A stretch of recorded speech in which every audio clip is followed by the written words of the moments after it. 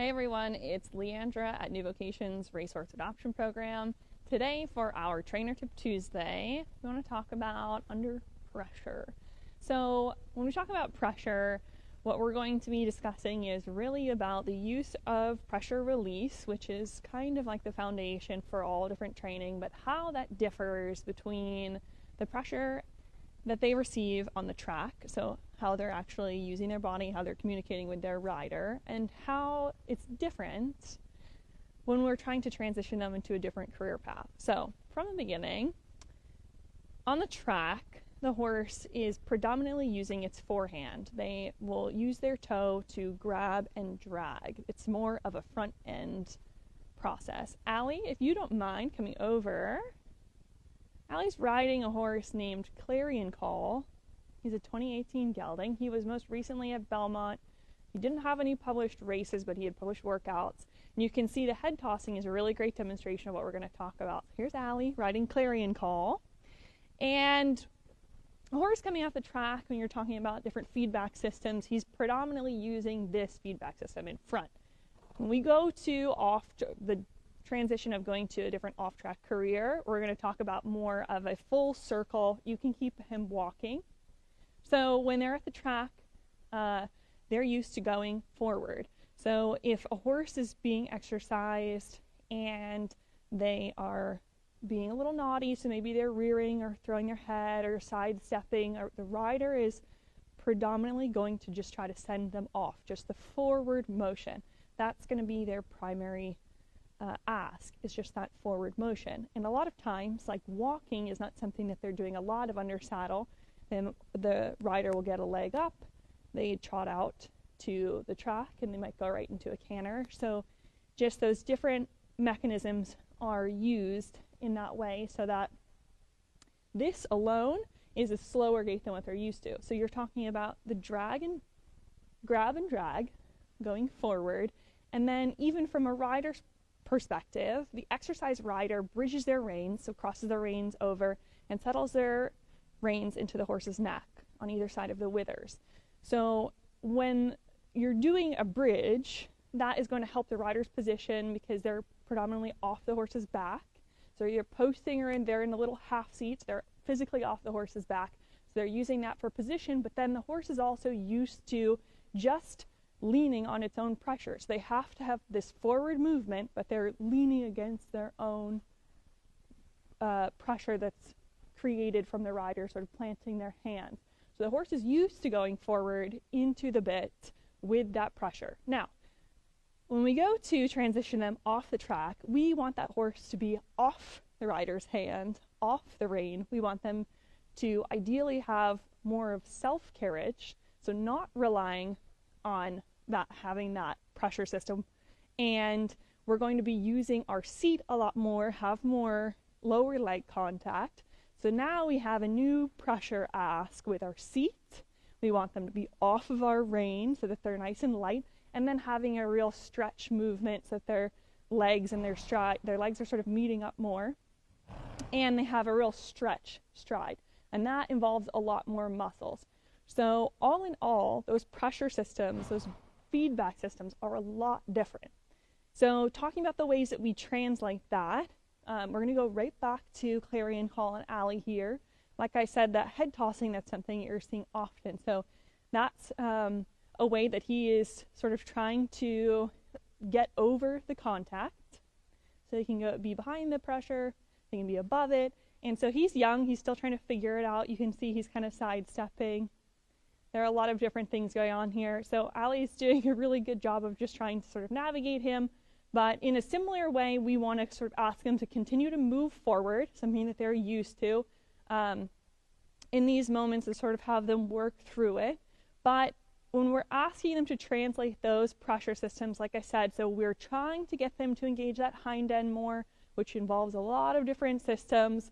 And we're trying to get them to come off of our hand pressure more and learn how to do more sort of stabilizing motions, because to go fast, they get a balance in their literal body movement just by going fast. When you go slow, they have to engage their core more and they have to stabilize. So Allie, why don't you actually ask him to turn to the left, but turn him right back around. Good. And continue to turn him to the left. You can do sort of a circle. There we go. So we're going to take some of that momentum he's already kind of throwing her way and refocus it. So Allie is doing a really good job of just keeping her hand really quiet. There's a lot of things going on. She's just trying to keep him moving forward, but keeping her hand really quiet. Allie, let's see what we can do if you lift your hand up a little bit off of his neck. Let's see how he acts. So something that is a really natural reaction with a lot of riders in off-track settings is to shorten your reins. And for horses on the track, shortening the reins is actually one of the ways that they are cued to go faster.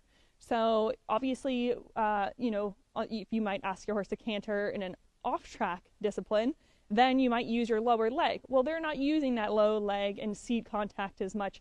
They use more vocal cues and a lot of hand activity. That's how those are their communication tools. So shortening that rein, while you think that might be a good tool to ask to slow down, might actually be a cue to go faster. So Allie's doing a really good job because she's asking Clarion to reorganize his energy in different ways. So horses on the track are usually asked to move off, like she just did right there, but also predominantly in sort of straight lines. That we're changing his mental process by just changing the ask, refocusing the energy rather than trying to argue with it. So that's a really, really good job that she's doing. So when I asked her to lift her hand, that's a great way to sort of, again, change that pressure system, because it's the opposite of what they would feel. And depending on, that's what we're going to hopefully be using more so when you ask them to gather themselves, to have more of that self-carriage. They're going to have a little more independence there, and you can see she's not gripping down on the reins there. She has enough to control, but she has still sort of a longer rein. Good job. Just refocus it. You can do a circle that's a little bit tighter if possible. And she's using her body. Again, this is something that they have to get used to over time. So let's talk about 3 different tools that you can use to help in this transition of the horse, and just the way that we use pressure and the way that we want to translate it. This is going to be obviously a gross simplification because there are a lot of different tools you can use in a lot of different settings, but transitions are a really great tool. So horses are used to being sent off. You can use that transition between a walk and a trot, and then trot to walk, maybe to halt, maybe a step back, and then as you become more confident, going up to the canter, going back. Transitions are a tool that are going to innately ask them to engage their hind end more. They're going to have to use their core stability, and the slower and more controlled you can do that, the more they're going to engage their core muscles, which are going to help with their top line and are going to help them overall. Now you can see with Clarion, that really upright carriage is something that you would see a lot on the track. And like I said, that stretch movement is something we work towards after the track. Well, that inverted position a lot of times is going to be helped ultimately by building the top line, which is going to involve building that core stability and whatnot. But on the track, a lot of times they do go inverted, so that means that they're going to have a lot less in their back and their neck as far as muscling to help them in those stretch positions. So with the transitions, you're also going to help them in that process of just being able to physically do that motion. So Allie, if you are able to come back down here, making your way, it's a lot easier said than done. Well, right here we've got a ground pull. And especially you can see Clarion Call obviously is challenging in different ways right now, trying to figure things out. Horses have to express themselves in different ways, and he's just trying to figure it out. Using ground pulls is another great tool you can introduce, just like with transitions. Ground pulls and other ways that you can just reorganize that energy, like she was using circles before, circles, ground pulls, just reorganizing their thought patterns. These are things that they wouldn't normally have to do on the track, but they engage a lot of different muscles And again, subconsciously, they're going to have to engage those different systems. So rather than just have that front-focused biofeedback system, you're working all these different parts of their body in both the circles and using ground poles, and with positions. It's just sort of subliminal training, and you're exposing them to different things. So it's sort of dual purposes. So transitions and tools like ground poles there. It doesn't matter that it's super accurate at this point, but just that motion of picking up all his legs to get over the ground pole, that is helping him to engage the different systems. But that third part of sort of addressing this transition of pressure systems overall is going to come from, like I sort of touched on before, top line building. And that's something that we're going to jump into a little bit more in our next video, so stay tuned for that. So again, there are a lot of differences in the pressure systems between how the horses are worked on the track and how we want them to work after the track. We could go on and on about this, so it's hard to sort of compact it all into one lesson, so we're going to break it up. So we've talked about things like using transitions, using ground poles, and using other methods to try to help bridge what they know and where we want them to be. And so next time in our next video, we'll talk about how we can develop a top line. It's like the unicorn of all topics. Everybody wants to know how you can build a top line in not just with thoroughbreds, not just with ex-racehorses, but everyone wants to know it. It involves a lot of different things. So we can talk about the sort of ex-racehorse specific parts of that next time in our next video.